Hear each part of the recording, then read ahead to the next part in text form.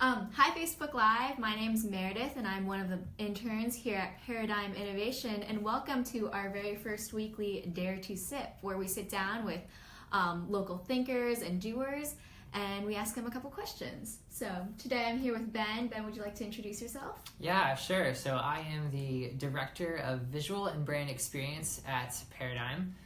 So more or less everything that we do visually comes through me, and I'm in charge of making sure that all of our visual products for client success are 100% up to snuff. Mm-hmm. So how did you get started with graphic design and design? It was really cool, actually. So I started way back in the day. Like, everyone will tell you their beginning stories, but I started as someone that really enjoyed drawing and doing things like that. But I went through a lot of different particular interests. It wasn't just drawing and staying drawing all the time. For a while, I was extremely involved in music, which is cool, which is something I keep doing. But there was a period of time in high school when I was really interested in all these different subjects. I was interested in history and in sociology and psychology. And I think it took to the point where I realized, well, wait a minute now. So I could study one of these things, or I can become a designer and I can work with someone that's in a different field from me every day. And every time I do a project, I will learn something new. And so that was like the final click. This is why I want to do this, because as a designer, not only do I get to create cool new things, but in the process, I get to learn something I didn't before. Wow, that's awesome. It's really cool. It makes sense that you're in the honors program at NC State too, because that was bringing in multiple different areas. It definitely helps. It was like adding fuel to the fire, so to speak. Fun fact, Ben and I were on the same floor my freshman year in the honors quad at North This is how you get here.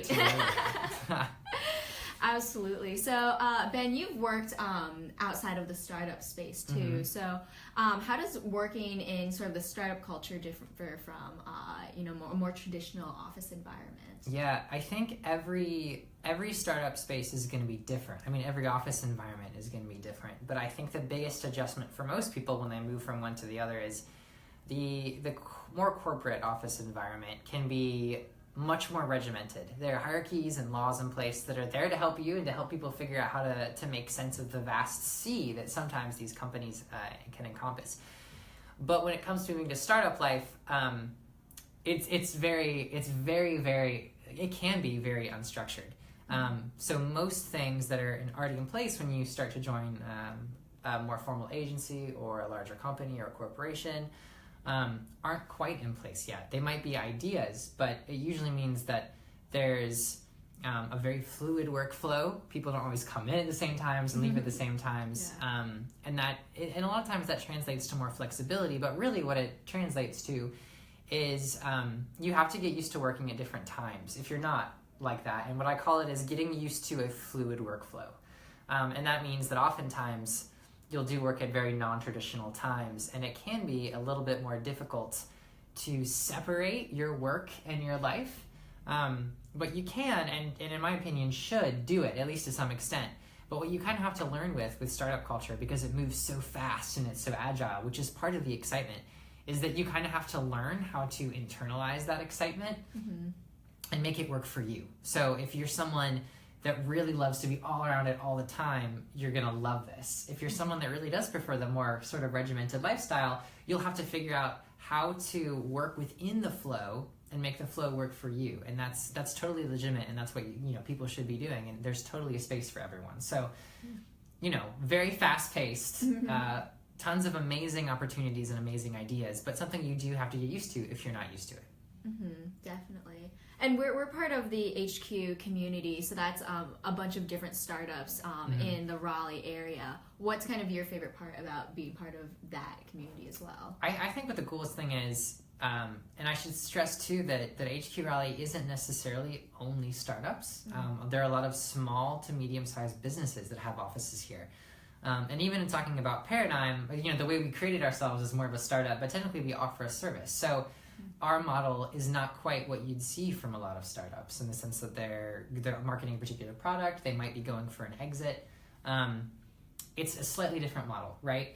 But the coolest thing about this opportunity is that there are so many people in the HQ Raleigh space that do different things. It's impossible not to bump into someone that's doing something that's completely different from what you're doing, but as a result, you get to talk about how each person is interested in something, and there are a million new opportunities that open up when you realize how you might be able to, if not partner with that person in some kind of service exchange, just to learn from them. And that, along with the networking opportunities that come with, one person that knows all these other people, it's really cool. There's a really great sense of community, of mentorship, of kind of all being in this together, and it reminds me of when we were back in the studio, and everyone is technically working on their own projects, but they all feel like, okay, we need to do this together to subsist as a society. So opportunity and networking is out the wazoo. It's incredible, the kind of people that are here. Mm-hmm. Yeah, definitely. I definitely agree.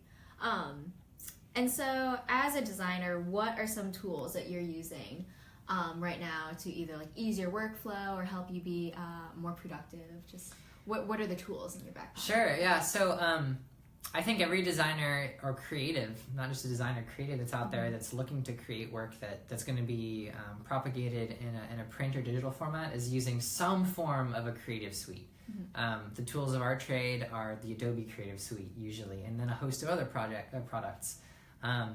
Adobe is kind of the standard, so we're always using InDesign and Illustrator and Photoshop. But we're also using, on the user experience and user interface side, programs like Sketch, which allows you to create user interfaces a good deal faster, in my particular opinion, than you might in Photoshop, and allows you to transfer those to a developer in ways that are a little bit more intuitive and easier for them to get access to. And using prototyping tools like InVision, and now InVision Studio, it's going to be coming out soon, embedding things like animations and actually creating a user interface prototype before you even touch code is becoming way, way more possible. But outside of that design realm, just keeping track of what we're doing is really kind of up to how your team works. But we're trying to figure out how to best use automated proposal writing and invoicing and project management software to basically keep tabs on all of our clients and make sure that we're communicating well and keeping everything up to date and running along smoothly. So it's a whole host of things.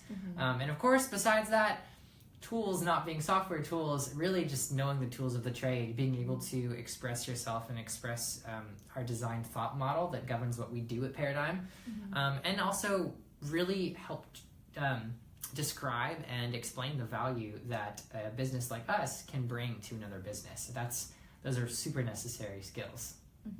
And you mentioned the Paradigm thought model. Could you break that down for me just a little bit? Yeah, I think some other people on previous prototype Dare to Sips have also broken this down. But basically the Paradigm model is a 3-part diamond model. And the model really goes through stages of the design process. Often you'll see 2, but we broke it into 3. So we have 3 stages.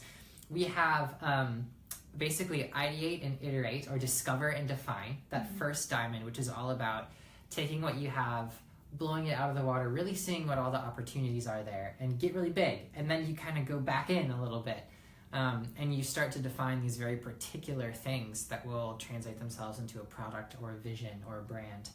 And then you really get into what most people consider the meaty design phase. When in my opinion, it's actually that research phase that's the most meaty. But the middle phase is that ideation and refinement phase, where you're coming up with particular ideas and designs, and we're building up this huge visual library, and then we're bringing it down and we're refining it into that final product. And then last but not least is the sustain and scale. And that is actually all about how do you take what you built and make it something that will bring value to people for a long time. If we're only designing for tomorrow and not the day after tomorrow, our products and our designs will never subsist. And there's so much stuff in this world already. The goal for us is to be able to produce something that's really timeless. It's something that will last and be agile and change as it needs to, and represent the values and the goals of an organization for years and years to come. Great, that's awesome. I think we're about to wrap up here, but as our final concluding question, what is one short-term goal you hope to accomplish? Short-term goal with myself and with Paradigm is really to grow us into a little bit more of what I would call a organized institution. We have been doing so much right now. We're now collaborating with clients all over the world. We spent last weekend in DC with a group of people from Puerto Rico, and we're looking at ways to help them help build infrastructure for the island and rebuild after Hurricane Maria. And a lot of these things have been things we've been able to collaborate with a bunch of different people, but it has been very sort of really quick and off the cuff, and we're starting to bring these ideas down and synthesize them into a model that we can really build our team with. So short-term goals for us is let's take what we have right now and really try to make this an official, wonderful, beautiful thing, and a model that we can start to really create materials to propagate out to other people. And we're so close to being there. We have all the materials, we just need to synthesize them together in a little bit more formal way. So kind of wrapping this back up to the beginning, what is the difference between startup and corporate? You can always act like a startup. You can always think on your feet. That's totally good. But there also are some good things, organizationally wise, from the corporate to learn. And it's how do you blend these things together into your optimal workspace that make the most difference. So that is my goal. Let's make this the perfect workspace. Fabulous. Well, thank you so much, Ben. Thank you for being our very first Dare to Sip participant. Thanks, Meredith. Thanks in for this hosting. series. Yeah, and Grace and I will be meeting every Friday with other thinkers and having them join us for another Dare to Sip. So see you next week.